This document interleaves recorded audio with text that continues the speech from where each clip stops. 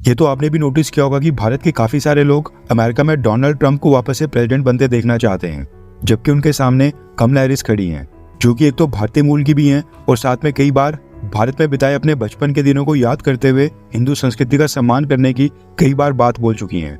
लेकिन उसके बावजूद भारत में डोनाल्ड ट्रंप की लोकप्रियता कमला हैरिस से कई गुना ज्यादा है। कुछ लोगों ने तो डोनाल्ड ट्रंप की जीत के लिए भारत में हवन तक कर दिया था। अब सवाल उठता है कि भारत के लोगों को डोनाल्ड ट्रंप आखिरकार इतने पसंद क्यों हैं? इसका जवाब आज डोनाल्ड ट्रंप ने खुद ही दे दिया है।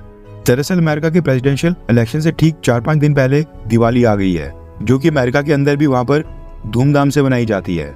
दिवाली के मौके के ऊपर डोनाल्ड ट्रंप ने हिंदूज, बांग्लादेश, भारत और प्राइम मिनिस्टर मोदी को लेकर एक बड़ी स्टेटमेंट जारी की है, जिसने कमला हैरिस का मुंह बंद कर दिया है और एक बार फिर से प्रूव कर दिया है कि डोनाल्ड ट्रंप भारत के लिए कितने ज्यादा बेनिफिशियल साबित होने वाले हैं। डोनाल्ड ट्रंप ने अपनी स्टेटमेंट में कहा है कि बांग्लादेश जो आज की डेट में टोटल केओस की स्टेट में है, जिस तरह से बांग्लादेश में वहां पर हिंदुओं, क्रिश्चियंस और बाकी माइनॉरिटीज के ऊपर बर्बरता से हमला किया जा रहा है, हिंदुओं के खिलाफ बांग्लादेश में जो हिंसा हो रही है और भीड़ द्वारा जो उनके साथ लूटपाट की जा रही है, मैं उसकी बड़े ही सख्त शब्दों में निंदा करता हूँ और इसका कड़ा विरोध करता हूँ। अगर मैं अमेरिका का प्रेसिडेंट होता तो मेरी निगरानी में बांग्लादेश के हिंदुओं के साथ ऐसा कभी नहीं होता। कमला हैरिस और जो बाइडेन ने प्रेसिडेंट और वाइस प्रेसिडेंट रहते अमेरिका और उसके साथ साथ पूरी दुनिया की हिंदू कम्युनिटी को इग्नोर करके नजरअंदाज किया है। इजराइल से लेकर यूक्रेन और इवन अमेरिका के साउदर्न बॉर्डर के लिए ये डिजास्टर और विनाशकारी रहे हैं। लेकिन मैं शांति को दोबारा से स्थापित करूंगा।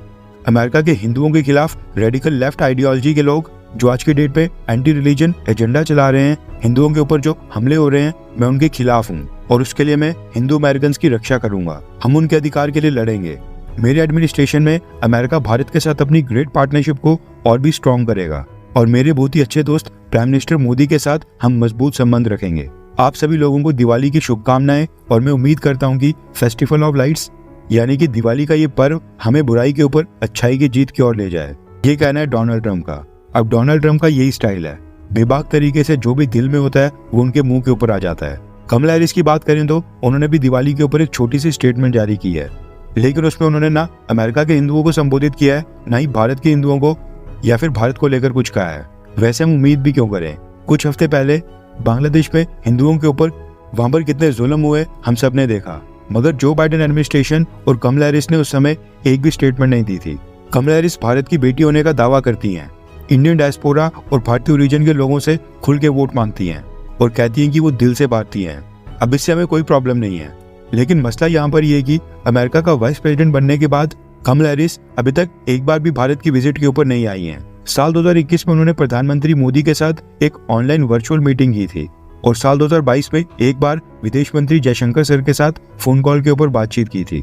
इसके अलावा कमला हैरिस ने भारत और अमेरिका के रिश्ते मजबूत करने के लिए कोई भी सिग्निफिकेंट कदम कभी नहीं उठाया। आप सोचिए कि इंडियन रूट्स होने का इतना बड़ा फायदा उठाया जा रहा है, लेकिन वाइस प्रेसिडेंट बनने के बाद वो एक बार भी भारत नहीं आई है। खैर, आपको क्या लगता है कि 5 नवंबर को किसकी जीत होगी, डोनाल्ड ट्रंप या कमला हैरिस की? नीचे कमेंट करके अपनी राय जरूर बताएं।